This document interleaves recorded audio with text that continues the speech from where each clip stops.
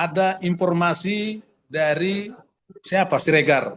Ada informasi dari Bang Siregar, tapi namanya saya lupa lah. Pernah disampaikan kepada Bang Egy Sujana memberikan informasi bahwa hati-hati kamu sedang ditarget oleh Luhut Panjaitan. Saya tidak bisa memaksa publik untuk percaya saya atau percaya Bang Egy, atau percaya Bang Egy atau percaya Roy Suryo, CS. Yang jelas, saya hanya menyampaikan silakan publik menilai sendiri atau menganalisa sendiri dan simpulkan sendiri. Baik, Apakah Bang Egy Sujana berkhianat atau Bang Egy Sujana bagian daripada strategi. Kan dari awal, saya pernah dipenjara sama Jokowi gara-gara saya mengungkap kebobrokan pemerintahan Jokowi. Semua sistem tata kelola berbangsa dan bernegara dirusak oleh zaman Jokowi ini. Dan terbukti setelah saya dipenjara, begitu Jokowi mengakhiri masa jabatannya, ternyata terungkap. Jokowi sekarang dikejar oleh banyak persoalan.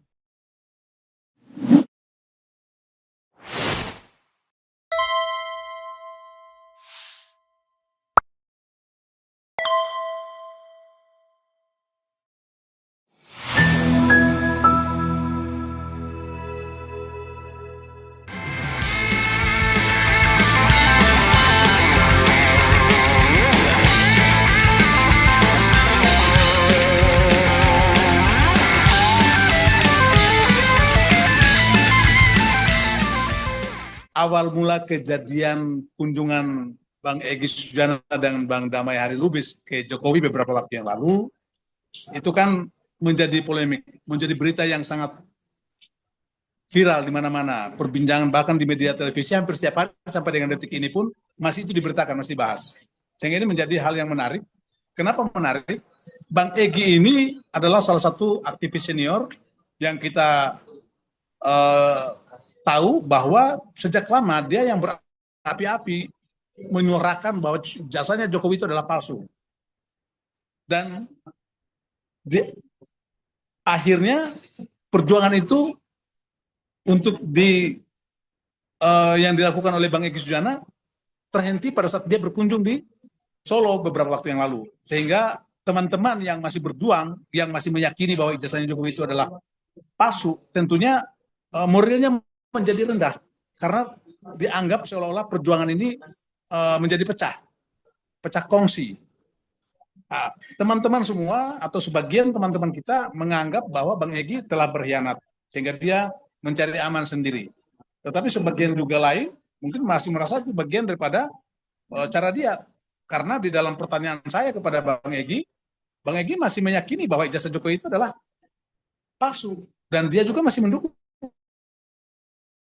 Kalau teman-teman masih proses ijazah itu mempertanyakan keabsahannya apakah asli atau dia masih saudara-saudara kita, teman-teman kita. Makanya ini sesuatu yang membuat saya ingin menggali secara langsung. Karena kalau bicaraan orang per orang ataupun di media kita menyimak, saya agak bingung narasi masing-masing orang, argumennya masing-masing orang, sehingga saya langsung menelpon bersangkutan. Kebetulan Bang Egy ini ya saya anggap senior juga sangat baik karena waktu itu kita memang satu arah, satu jalur perjuangan. Namun kemudian yang bersangkutan memilih jalur untuk berdamai dengan Jokowi, memuji-muji Jokowi bahwa Jokowi adalah seorang yang baik, meskipun dianggapnya adalah Fir'aun. Makanya saya bilang bahwa silakan publik yang menilai. Begitu. Jadi pada saat itu ketika Bang Egy menyampaikan ayat-ayatnya bahwa seorang Musa mendatangi Firaun bla bla bla bla, kemudian dia memuji seorang Jokowi, makanya di akhirnya saya bertanya, apakah Bang Egy meyakini ijazahnya Jokowi itu palsu atau asli? Makanya dia menjawab, kalau kelompoknya RRT, Roy Suryo CS, itu masih 99%. 9. Sementara saya ini 100% meyakini bahwa ijazahnya Jokowi itu adalah palsu. Kunjungan Bang Egy Sujana dan Bang Damai Harilubis beberapa waktu yang lalu di kediaman Jokowi di Solo menjadi sebuah polemik yang kontroversi di masyarakat Indonesia. Jadi Bang Egy Sujana ini dulu ngotot untuk memenjarakan Jokowi karena menduga ijazah Jokowi adalah palsu. Sehingga bersama Roy Suryo, Resmond Sianipar, kemudian Dr. Tifa, dan kawan-kawan, mereka menjadi satu kubu, satu kelompok, satu komunitas berjuang untuk mengungkap ijazah palsu Jokowi. Namun, kehadiran Bang Egy Sujana dan Bang Damai Harilubis beberapa waktu yang lalu menjadi sebuah hal yang kontroversial di masyarakat karena masyarakat menilai Bang Egy Sujana dan Bang Damai Harilubis mendapat suntikan dana sehingga menyampaikan permohonan maaf kepada saudara Jokowi, sehingga seketika itu pula Bang Egy Sujana mendapatkan SP3 dari kepolisian. Saya ingin tahu seperti apa yang sebenarnya, apa yang dilakukan saudara Egy Sujana atau Bang Egy Sujana, tujuannya apa, misinya apa, menemui Jokowi. Saya akan mencoba menelpon beliau supaya publik tidak bertanya apa yang sebenarnya terjadi dengan Bang Egy Sujana. Assalamualaikum. Waalaikumsalam warahmatullahi wabarakatuh. Alhamdulillah, Bang sehat? Alhamdulillah, lagi proses lah pemulihan. Masya Allah. Ini di Malaysia, Bang? Iya. Jadi saya banyak yang bertanya, hanya saya belum bisa menjelaskan, makanya saya masih diam. Makanya saya telepon Abang Apa yang warga tanyakan? terkait kunjungan Abang ke Solo, ke Pak Jokowi beberapa waktu yang lalu. Misinya Abang apa di sana? Artinya Abang di sana silaturahmi biasa atau Abang minta maaf? Katanya isu-isunya juga Abang mendapat suntikan dana, katanya saya juga belum bisa menjelaskan kepada mereka semua. Terima kasih. Apa ininya? Iya. Prospeknya menunggu gitu, jangan ngomong di media kemudian fitnah lagi orang, itu kan tidak islami. Karena nah itu dipastikan oleh Allah lebih kejam dari pembunuhan. Itu bukan. Saya sudah klarifikasi hari Jumat pekan lalu, langsung diliput di iNews dan berbagai media lainnya. Klarifikasi saya satu yang utama, saya dan Pak Jokowi ada inspirasi. Saya baca Quran surat Toha ayatnya 41 sampai 46. Perintahnya di situ, Allah perintah kepada Nabi Musa, datangi Fir'aun dengan kalimat lemah lembut. Kalau saya bilang, coba dia lihat perhatian itu Quran. Inspirasinya satu itu. Kedua hadis, qulil haq walau kana murran. Sampaikan kebenaran itu walaupun pahit di hadapan penguasa zalim. Berarti penguasa zolim yang dimaksud waktu itu Jokowi? Ya iyalah. Iya. Emang saya datangin siapa? Iya. Saya kan tidak datangin usulan, saya datangin Iya. terang-terang. Nah, yang ketiga, dalam perspektif hukum itu harus selesai. Tidak boleh hukum itu mengambang. You benar atau salah putusan pengadilan. 3 kali memproses ke pengadilan mengenai putusan Jokowi. Tahu Jokowi suruh dan lain-lain. Saya tahu sejak tahun 2022. Saya udah lapor ke pagi, nggak dijawab juga. Nggak berani lah kamu kalau existing Jokowi masih presiden. Lalu di tengah jalan situasi belum selesai pengadilan itu Jakarta, Gus Nur sama Bambang Tri ditangkap. Pindahlah peristiwa hukum perdata ke pidana. Kalau waktu perdata betul saya harus buktikan, Bambang Tri harus buktikan tuduhannya, ijazahnya SMA, jangan di rumah Pak Ruslan, SMA, nggak ada bicara yang S1. Kemudian dengan peristiwanya pindah menjadi pidana kan beban pembuktian, alat bukti kan ada pada polisi dan jaksa.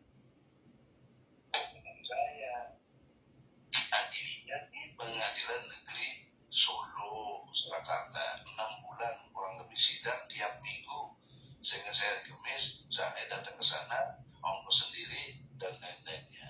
Nah, malah Bambang Tri saudara punya uang saya kasih.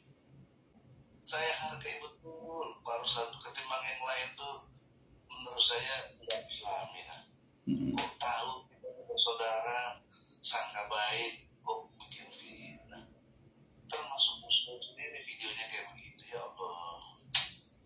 Saya nanti kita konfirmasi kayak begini nih, kalau bisa ya saya saran nih dengan Pak Ruslan, kumpulkanlah sok-sok aktivis yang jago-jago itu, kumpul, saya datang. Pak Ruslan lakukan ini benar sekali, tidak menjustifikasi, nanya dulu, kemudian nanti sudah mau simpulkan saya benar atau enggak, silakan. Yang dipertanyakan publik itu misinya Abang pada saat ke Solo kemarin itu, Abang udah jelaskan tadi, apa yang didapatkan pada saat itu, Bang? Kesimpulannya di kediaman Jokowi dari 3 poin itu. Kalau kesimpulannya udah gampang simpulkannya, tapi jadi ya kumpulin teman-teman, saya harus klarifikasi. Dan si Gus Nur dan Nena yang nuduh saya terima uang ke apa, harus bertanggung jawab. Nah itu beredar luas itu, Bang. Abang terima uang 100 miliar itu beredar luas. Nah saya juga belum bisa menjawab. Mas Ruslan, gunakan otaknya. Nggak mungkin lah, 100 miliar itu banyak loh. Iya, 1 iya. miliar itu 1.000 juta. 1 miliar itu kalau ditaruh di tas itu satu ransel tinggi besar loh, 1.000 juta. Kedua, kalau itu 100 miliar ini harus bawa 100 tas ya. Bagaimana caranya bawa 100 tas? Oh bisa masukin kontainer. Fotonya mana? Ayo saya tanya. Fotonya mana? Ketiga, oh bisa ditransfer. Bukti transfernya mana? Ada PPAT kan? Kenapa Jokowi tidak OTT? Jadi ditangkap uangnya orang. Jangan terus katanya siapa? Saya tracking begitu. Oke. Biar nanti publik yang bisa menilai itu, Bang. Bukan publik yang menilai, kita juga udah bisa. Betul. Maksudnya kan publik ini kan kita nggak bisa bersama-sama kan, artinya. Makanya supaya publik tahu, kumpulkan oleh Pak Ruslan. Saya datang. Jangan kalian ngomong. Ya. Aja. Alat buktinya apa? Artinya dasar SP3-nya Abang tadi setelah Abang memberikan penjelasan kepada Jokowi sehingga dianggap masuk akal. Dia perintah, saya perintah ke Jokowi. Oh. Panggil Kapolri, keluarkan SP3 saya dan cekal saya dicabut. Nah, kemudian juga dikaitkan dengan setelah itu kan Abang dapat SP3. Nah, menariknya bos, ini menarik kalau saya, kalau lain kalian nilai lain sih nggak tahu menariknya apa. Saya nanya sama Pak Ruslan hari ini, Pak Ruslan kan jagoan, badannya besar, TNI, berani datang ke kami. Ya. Bilang dia ke laut, jangan sombong ya Pak Deddy. Siapa tuh yang jagoan-jagoan? Mana ada, Pak juga nggak berani, semua nggak berani. Apalagi Prabowo takut. Saya nggak berani, demi Allah saya lakukan. Abang sampaikan Jokowi beraun. Ini begitu, saya lihat.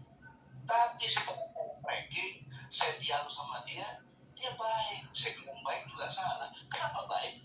Saya diterima dengan baik. Dia nggak marah. Saya nasihati. Bahkan nasihat saya nih, Mas Jokowi tahu diri lah. Mas Jokowi suka dengan presiden. Jangan cewek-cewek lagi. Yang kedua, Mas Jokowi tahu bekas. Bentar lagi meninggal. Saya udah sakit. Meninggal dan sampai dulu saya nggak tahu. Tapi kalau saya meninggal biasa saja. Tapi kalau Pak Jokowi meninggal, anak bapak sekarang wapres existing. Anak ketua partai, ibu semua hidupnya mewah. Hancur Pak, diserbu. Kalau saya enggak apa. Saya nggak ngomong itu depan dia. Jadi kan Mas, karena itulah saya minta tidak ada publikasi, tidak ada minta maaf. Itu syaratnya yang diajak ketemu. Apa mau saya minta ketemu? Orang saya diundang loh. Yang kedua, Mas harus tahu dong protokoler. Dia kepala negara. Sekarang mantannya dijaga pas wapres. Bisa saya nyelonong ke situ? Ya mungkin. Yang fasilitasi siapa? Itu ada namanya Sidar Mijal yang pernah di Demokrat sama si Rahmat yang rencon itu relawan Jokowi. Dia datang ke rumah minta dengan saya dokter ngerti sih. Maka saya bilang sekali lagi Mas Jokowi, saya kesini Mas Jokowi jangan salah duga. Mungkin Mas Jokowi dibisikin yang keliru. Seolah-olah saya minta maaf karena itu sama saya. Tidak. Garis bawah Pak. Saya kesini mau protes. Kenapa saya akan tersangka? Kedua, kenapa saya pelapor duluan tanggal 9 Desember 2024, bos sekarang dilapor balik tanggal 30 April 2020 oleh Bapak. Saya belum disidik, belum di BAP, hukum tersangka. Nggak boleh Pak, ini melawan perkap nomor 10 tahun 2019. Saya punya legal opinion ahli dari Profesor Syakir dari Guru Besar UII Jogja. Ada legal opinion, saya kata. Jadi saya tidak RJ, orang salah. RJ itu restorasi justice. Tidak mungkin bisa terjadi kalau salah satu pihak tidak setuju. Nah, kenapa saya langsung karena waktu dia dengan Jokowi saya pojokkan dengan banyak pertanyaan, bahkan Jokowi saya ingatkan Anda telah bersumpah demi Allah pakai Al-Quran 2 kali waktu presiden dalam pasal dan UUD 45. Baca dong UUD 45. Demi Allah sebagai presiden akan menjalankan undang-undang sebaik-baiknya dan seluruh-seluruhnya demi nusa dan bangsa. Itu janji Babel. Kenapa Bapak? Kenapa? Saya harus ini Mas, yang saya agak kaget. Lalu saya harus bagaimana? Itu presiden ngomong gitu, atau mantan presiden. Kepada saya yang pertama, kepada saya yang rakyat kutuk kupret. Ya, saya langsung jawab dong, saya manfaatkan pertanyaan dia itu. Saya harus bagaimana? Pak perintah Kapolri, kepada Kapolri Jaya, Kapolri Jaya bebaskan dari cekal itu, cabut dan SP3 kan SP3 artinya dihentikan perkara bukan perkara Roy dan lain-lain kan. Ini ada 8 tersangka, ini masing-masing urus diri sendiri. Berarti rangkaiannya Abang dapat SP3 dengan penjelasan Abang kepada Jokowi seperti tadi? Iya, baru setelah itu begini Pak, jawabannya lagi nih. Dia langsung panggil ajudan, kan ada ajudan tuh, waktu itu saya usir terus. Kok nggak mau dulu ya, keluar. Di rumah Jokowi bos. Kalau lu nggak setuju lu keluar, lu ditangkap juga lebih seksi di rumah Jokowi. Diam dan disuruh keluar ajudan. Nah, sudah sepi, nggak ada. Yang ada cuma saya, DHL, Bu Heni, sama dia 2 termul dari si Darmijal sama si Rahmat. 6 orang. Oh, Darmijal itu termul? Termul lah, Rejo tuh relawan Jokowi. Oh, termul asli itu ya? Bukan termul asli, tapi dia teman saya 35 tahun sebelum ini. Artinya dasar SP3-nya Abang tadi setelah Abang memberikan penjelasan kepada Jokowi sehingga dianggap masuk akal? Dia perintah, saya perintah ke Jokowi. Oh. Panggil Kapolri, keluarkan SP3 saya dan cekal saya dicabut. Kenapa Bang nggak sekalian minta SP3-nya Bang Roy CS? Ya dia nggak minta. Bilang RJ itu harus diajukan. Jangankan RJ, Roy tidak minta gelar perkara. Yang minta gelar perkara itu Egy, bos. Egy yang minta gelar perkara lewat pengacara saya. Dia belagu, saya tahu, sok merasa hebat. Dia boleh salah tapi tidak boleh bohong. Apa yang dia bohong? Sebelum saya jadi tersangka, sebelum dia dengan opini dia minta bikin surat kuasa kepada saya dan DHL, minta dibantu. Respon juga disusite, gue yang bayar disusite. Gue minta lu bayar dong, iuran mahal kan 5 juta. Nggak ada bang, udah saya bayar. Ada, bukti tanda tangannya ada saya. Tapi kan dia bilang nggak pernah gabung sama ETPWA. Nanti itu bisa muncul dari mana Pak Ruslan?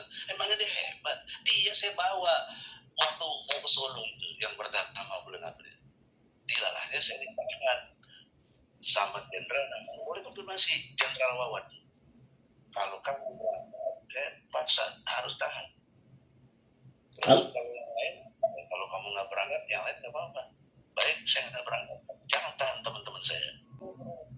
Bang Egy? Jadi dengan keluarnya SP3 berarti Abang sudah tidak berpikir lagi tentang ijazah Jokowi itu asli apa palsu gitu. Tidak meyakini lagi bahwa ijazah Jokowi itu palsu gitu. Salah juga. Itu makanya perlu saya tanyakan biar. Ya salah. saya terangkan. Saya terangkan ya. Kan tadi yang perintah Jokowi kepada polisi. Sekarang bukan. Bahkan dia bilang ini jangan lewat seminggu ya. Lebih cepat lebih baik. Nah itulah sekarang nggak usah nunggu aja nanti dia bener nggak. Kalau nggak bener baru sikat lagi gitu. Dia benar bukan. Saya dicekal di tabung. SP3 keluar. SP3 itu surat penghentian loh. Jadi perkaranya khusus buat saya saja, nggak ada urusan sama Roy dan lain-lain. Saja kami saya mengajukan sama DHL. Roy belum pernah sekalipun masuk ke pengadilan. Dia makanya masih ragu 99, artinya masih ragu, masih kurang. Saya 100% langsung Jokowi. Gitu. Abang masih meyakini bahwa ijazahnya Jokowi palsu? Sahabatnya abang ini berharap kehadiran abang di Solo bukan sebuah pengkhianatan. Yang lebih paham tentang itu abang berkhianat atau tidak abang sendiri dengan Allah Subhanahu Wa Taala. Karena abang dulu berapi-api untuk mengusut tentang Jokowi, sekarang sampai sekarang ya. Semoga publik tahu dan bisa menganalisa dan bisa menyimpulkan. Yang terpenting yang bisa saya tangkap bahwa abang masih mendukung perjuangannya Roy Suryo CS untuk mengungkap ijazah palsu. Itu yang intinya itu. Silakan. Oke. Saya akan halangi apalagi jadi bantu Jokowi. Tidak mungkin lah Mas. Bilang sama Gus Dur, saya siap membahala gitu. Siap. Kalian tuh senang lihat saya susah. Susah lihat saya senang. Saya punya mobil di Malaysia, mewah apa ada mobil saya kan udah lama saya beli. Dan bodohnya lagi sekarang itu VW keluaran terbaru. Mana ada VW terbaru? Terakhir itu 2018. Itu mobil saya 2014. Saya taruh di sini. Anak saya udah 10 tahun di Malaysia. Abang udah bahas tentang mobil di Malaysia itu. Itu abang nyetir sendiri masalahnya. Jadi yang jadi sorotan publik itu abang nyetir sendiri di Indonesia. Abang dalam keadaan yang kurang sehat didorong pakai kursi roda. Di Malaysia abang bawa mobil sendiri. Ini kalau orang tabayunnya gitu simpulkan aja. Ya itu makanya perlu kita luruskan bang biar publik tahu. Sekarang terima kasih ditanya saya luruskan ya. Iya. Pertama saya sudah dioperasi kanker usus di rektum. Rektum itu usus besar yang nyambung langsung ke anus untuk buang air besar dan lain sebagainya. Disitulah kanker saya, sehingga saya BAB berdarah dan lain sebagainya. Lalu itu menderita kurang lebih 2 tahun. Kesana kemarin, saya datang ke Pertamina Jakarta, sudah dikolonoskopi, dipastikan kanker. Harus dipotong, tapi karena ususnya dipotong yang sampai lagi ke anus, maka di salurannya dibelokkan ke perut. Makanya orang sering pernah ada operasi seperti saya itu, tapi ususnya dipotong dia salurkan ke perut, buang airnya lewat perut. Nggak bertahan lama orang kayak gitu Mas, kadang-kadang 2-3 tahun meninggal. Itu nggak mungkin masa saluran yang benar lewat anus kalau lewat perut. Itu ya satu. Dan di Pertamina tidak sanggupnya cuma begitu. Saya melawan dong, nggak mau saya. Kalau mau jangan sini nggak ada lagi. Terserah, kalau kamu percaya sama Allah minta sama Allah. Kata dokter gitu, dokter Asep namanya, boleh bukan ini ahli. Artinya dengan ditemukannya video abang di Malaysia kemarin, abang sekarang dalam kondisi yang sehat ya sekarang ini. Saya pakai kursi roda karena bekas operasi tadi masih ada rada. Iya. Jalan jauh tuh nggak kuat. Kan antum tahu bandara itu jauh, Gate 1 sampai 29 atau 30 itu jauh. Iya. Kalau terminal itu ngapain saya pakai nungguin mobil golf kalau dapat, kalau enggak ada fasilitas dari maskapai menawarkan mau pakai kursi roda, mau deh. Itu juga kursi roda di Solo. Sudah sampai selesai dan juga penting lagi karena sudah awal pakai kursi roda di sini ya siapa juga di Malaysia karena tanggung jawab maskapai gitu. Kemudian setelah selesai 3 hari agak rehat ya kan, terus saya merasa sehat, tapi kenapa susahnya nggak jalan-jalan kan? Aku bisa nyupir. Jangankan itu Pak Ruslan, hari ini sehat bugar, malam nanti meninggal banyak tuh. Yeah. Kalau saya pakai ini berdiri susah tuh. Itu karena kalian itu dengki, nggak senang ya orang senang. Kalau itu susah ya orang senang. SMS senang lihat orang susah, susah lihat orang senang. Oleh karena itu bahas, apa ini yang dibahas? Yang penting si Roy keliru. VW terbaru bukan. VW dari mana? Seolah-olah pulang dari Solo terus banyak duit. Punya saya udah lama. Iya. BPKB-nya. BPKB-nya ada nama Egi. Masa saya harus tunjukin dia mantu. Dan saya sekali belajar itu nggak ada demi Allah demi Rasul, nggak ada yang bisa tantang argumentasi saya. Saya sengaja harus menggali seperti itu supaya publik semua tahu seperti apa 100%-nya Bang Egy dengan cara dia seperti itu. Kembalikan ke publik lagi. Publik percaya atau tidak? Pribadi menganggap langkah Bang Egy juga menurut saya tidak sejalan. Tapi Bang Egy dengan caranya sendiri bahwa dia membenarkan apa yang dilakukan itu sudah tepat. Kalau saya tidak menganggap itu hal yang tepat. Tetapi bukan berarti saya harus memusuhi Bang Egy. Cukup tahu Bang Egy masih konsisten dengan pemikiran saya bahwa ijazah Jokowi adalah palsu dan itu harus diungkap ke publik. Dan perjuangannya Roy Suryo CS kita semuanya harus mendukung. Tidak boleh terhenti, termasuk saya harus mendukung 100%. Roy Suryo, Rismond dengan Dr. Tifa, dengan teman-teman yang lain. Tetap semangat. Intinya itu. Semua yang ada di dalam video saya, yang saya upload di TikTok saya, itu adalah isi percakapan saya. Jadi tidak ada yang saya sembunyikan di dalam. Semua yang intinya yang poin-poin pentingnya semua saya sudah masukkan di dalam. Masih ada satu lagi yang belum, bahwa ada informasi dari siapa? Siregar. Ada informasi dari Bang Siregar, tapi namanya saya lupa lah. Pernah disampaikan kepada Bang Egy Sujana memberikan informasi bahwa hati-hati kamu sedang ditarget oleh Luhut Panjaitan. Hanya itu, tapi saya belum uploadin ini gambar bocoran saja. Waktu saya berbicara dengan Bang Egy Sujana, satu kalimat itu saya juga masih simpan videonya, nanti juga akan saya upload dalam 1-2 hari ini. Hanya itu, yang lain-lain tidak ada. Yang jelas, saya kembalikan, saya tidak bisa memaksa publik untuk percaya saya atau percaya Bang Egy, atau percaya Bang Egy atau percaya Roy Suryo, CS. Yang jelas, saya hanya menyampaikan silakan publik menilai sendiri atau menganalisa sendiri dan simpulkan sendiri. Apakah Bang Egy Sujana berkhianat atau Bang Egy Sujana bagian daripada strategi, bukan mengancam, tetapi memberikan informasi bahwa berhati-hati, bukan mengancam. Ada dugaan, ada indikasi karena sedang ditarget. Saya lupa, Hariman Siregar, kalau nggak salah Bang Hariman Siregar yang dia maksud Bang Egy, ada videonya nanti. Saya secara pribadi sangat menyayangkan, memang itu haknya Bang Egy, tetapi sangat menyayangkan kenapa dia harus mengambil langkah seperti itu, sehingga dia harus mendapat SP3 dan ada perdamaian, tidak terjadi lagi proses hukumnya berjalan, semuanya menjadi terhenti hanya karena kunjungan itu. Saya sendiri menyayangkan kenapa Bang Egy harus melakukan langkah seperti itu.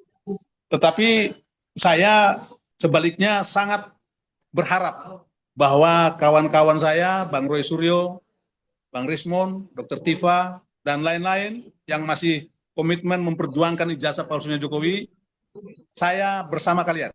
Saya komitmen bersama kalian.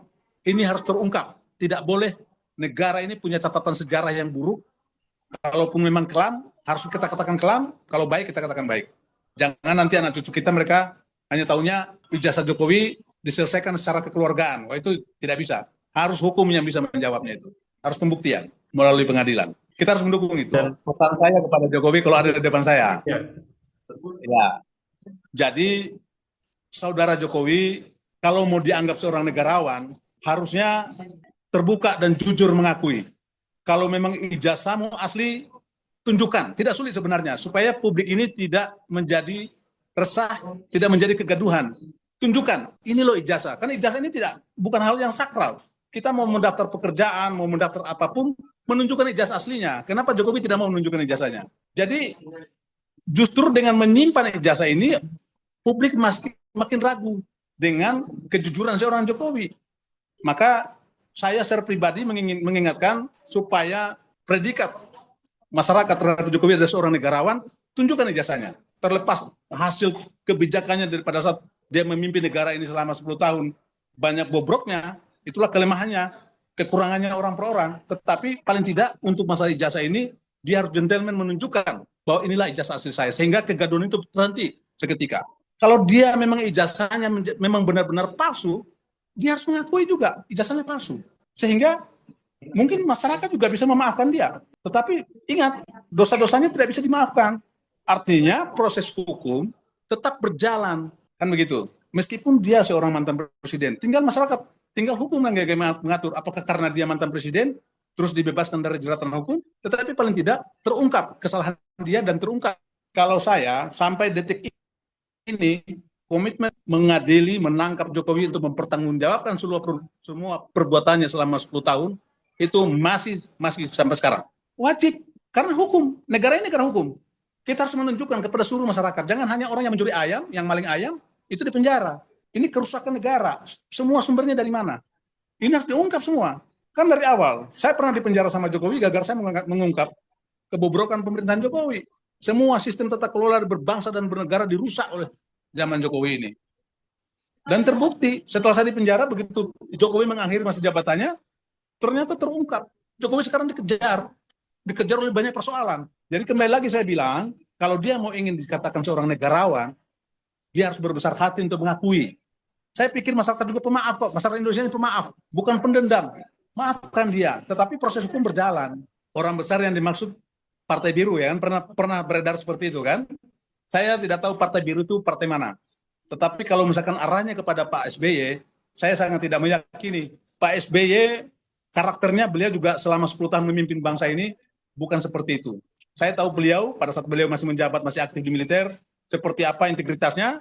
Tidak mungkin beliau hanya mengurusin hal-hal yang kecil seperti ini. Beliau orang yang punya prinsip, beliau orang yang punya sudut pandang yang negarawan sejati. Jadi saya kalau hal-hal yang seperti ini, saya tidak yakin beliau sampai seperti itu. Beliau tokoh nasional yang sangat saya kagumi, yang saya hormati, bukan karena saya dari kader Partai Demokrat, tetapi kita harus mengakui bahwa Pak SBY selama kepemimpinannya juga banyak catatan positifnya. Saya secara pribadi sangat mengagumi, sangat menghormati Presiden Prabowo. Namun secara pribadi juga, karena ini berbicara untuk kepentingan bangsa dan negara, tentunya besar harapan bahwa memang beban, kita semua tahu beban Bapak Presiden Prabowo ini begitu sangat berat untuk mengurai benang kusut yang selama ini terjadi. Begitu sangat berat, memang tidak mudah. Tetapi tentunya kita berharap yang pertama, Pak Prabowo harus selalu dalam keadaan sehat. Itu yang pertama. Yang kedua, Pak Prabowo harus berani mengambil sikap tegas untuk mengurai kebusukan-kebusukan yang selama ini terjadi, mengakibatkan kerusakan negeri ini. Berbagai macam kasus-kasus korupsi besar, mega korupsi yang terjadi di mana-mana dari seluruh instansi yang ada di Republik ini, Pak Prabowo harus berani mengatakan bahwa ini harus diproses, dan harus diproses sehingga semuanya menjadi terbuka. Tidak boleh Pak Prabowo masih berpikir bahwa di belakang kasus ini ada Jokowi, di belakang kasus ini ada geng Solo. Tidak boleh Pak Prabowo berpikiran seperti itu. Karena ini keselamatan bangsa dan untuk kemajuan bangsa sendiri. Jangan sampai masyarakat menjadi kecewa, jangan sampai masyarakat menjadi tidak puas dengan kepemimpinan Prabowo dan berbalik arah. Saya juga tidak menghendaki seperti itu. Ingat, Pak Prabowo ini adalah orang yang punya ketulusan untuk memimpin negeri ini, punya keseriusan memimpin negeri ini. Tetapi yang disayangkan oleh banyak masyarakat Indonesia, keraguan-raguan Pak Prabowo untuk mengambil sikap tegas. Dulu berapi-api bicara, tapi sekarang banyak hal yang beliau kadang-kadang seperti lamban menangani sesuatu yang harus ditangani secara tegas, secara cepat. Saya berharap seluruh masyarakat Indonesia untuk menggunakan akal sehatnya, menyimak keadaan bangsa kita. Saya berharap juga kita mendukung kebijakan Presiden Prabowo untuk membangun negeri ini, dan berharap juga Bapak Prabowo tetap menunjukkan sikap tegasnya untuk menyelamatkan semua sistem tata kelola berbangsa dan bernegara yang selama beberapa tahun terakhir amburadul. Demi kemajuan bangsa, demi kemakmuran rakyat Indonesia. Sampaikan salam hormat saya untuk Bang RH, sampaikan salam hormat saya untuk teman-teman para pejuang. Kita semua komitmen, jangan pernah menjadi penjilat, jangan pernah menjadi pengkhianat bangsa, karena itu dosanya tidak akan pernah terampuni. Terima kasih.